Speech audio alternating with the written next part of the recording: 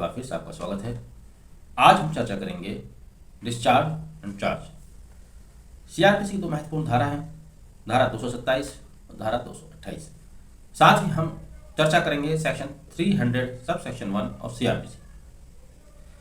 आप जानते हैं जब किसी अपराधी को ये लगता है कि उसने अपराध कारित नहीं किया है और उसके विरुद्ध जांच अधिकारी द्वारा चार्जशीट न्यायालय में दाखिल की जाती है, तब वह सेक्शन 227 के तहत डिस्चार्ज एप्लीकेशन मूव करता है।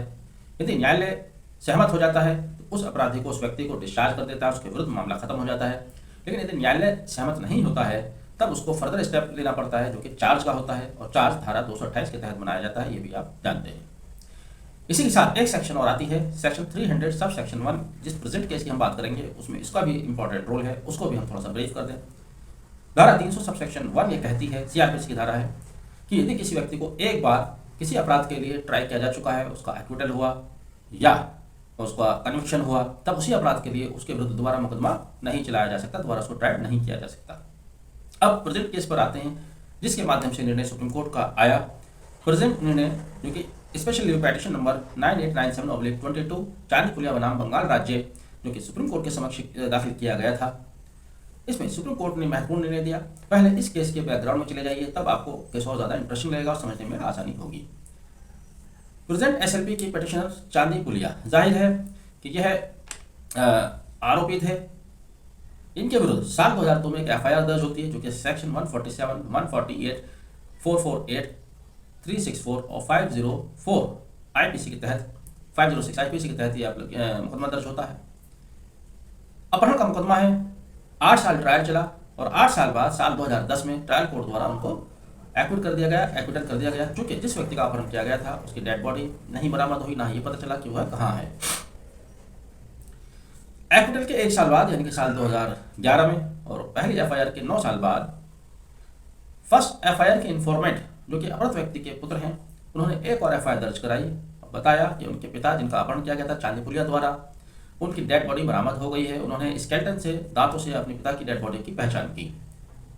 उनकी शिकायत पर सेक्शन 302 चांदी पुलिया के विरुद्ध एक और एफआईआर दर्ज होती है, चार्जशीट आती है। चांदी पुलिया न्यायालय के समक्ष सेक्शन 227 के तहत एप्लीकेशन मूव करते हैं, डिस्चार्ज एप्लीकेशन, और साथ ही धारा 300 सब सेक्शन 1 का बेनिफिट लेना चाहते हैं।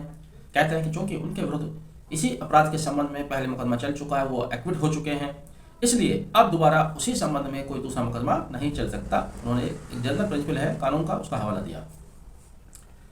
ट्रायल कोर्ट ने उनकी एप्लीकेशन को कहते हुए खारिज कर दिया कि डिस्चार्ज एप्लीकेशन की यह स्टेज अभी एप्रोप्रिएट स्टेज नहीं है।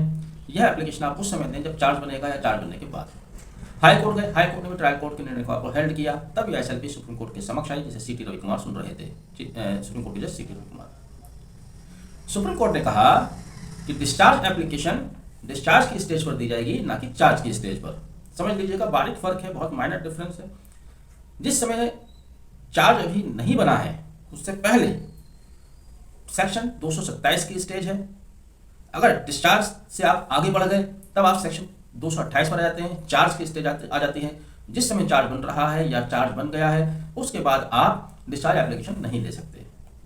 सुप्रीम कोर्ट ने स्पष्ट किया कि डिस्चार्ज एप्लीकेशन सेक्शन 227 के तहत चार्ज बनने के समय ही दी जा सकती है, चार्ज बनने से पहले दी जा सकती है, डिस्चार्ज की स्टेज पर दी जा सकती है, चार्ज की स्टेज पर नहीं दी जा सकती।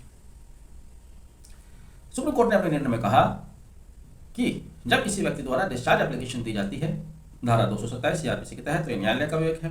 न्यायालय डॉक्यूमेंट्स देखेगा, रिकॉर्ड देखेगा, एविडेंस देखेगा। अगर उसको लगता है, जो जांच अधिकारी द्वारा डॉक्यूमेंट प्रस्तुत किए गए हैं, अगर उसको लगता है कि इसने अपराध कारित नहीं किया है, तो उस व्यक्ति को वो डिस्चार्ज कर सकता है।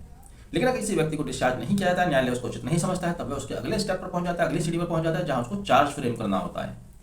जिस समय वह चार्ज फ्रेम कर रहा है, उस समय डिस्चार्ज एप्लीकेशन नहीं दी जा सकती। तो एक बारीक सा फर्क है, आप समझ लीजिए, बहुत जरूरी है, काम की चीज़ है आपके लिए, सभी के लिए। अगर किसी व्यक्ति को लगता है कि उसने अपराध कारित नहीं किया है, तब वह डिस्चार्ज एप्लीकेशन सेक्शन 227 के तहत चार्ज बनने से पहले देगा। चार्ज बनते समय, चार्ज बनने के बाद एप्लीकेशन उसकी मेंटेनेबल नहीं होगी। साथ ही एक जनरल प्रिंसिपल है, जनरल रूल है सीआरपीसी का, सेक्शन 300 सब सेक्शन 1 की, यदि किसी व्यक्ति को एक बार ट्राइड किया जा चुका है, चाहे उसका एक्विटल हुआ, चाहे उसका सजा हुई, उसी अपराध के लिए उन्हीं तथ्यों पर उसके विरुद्ध दोबारा मुकदमा नहीं चलाया जा सकता। इस तरह से सुप्रीम कोर्ट ने चांदी पुलिया द्वारा दाखिल की गई SLP को स्वीकार किया।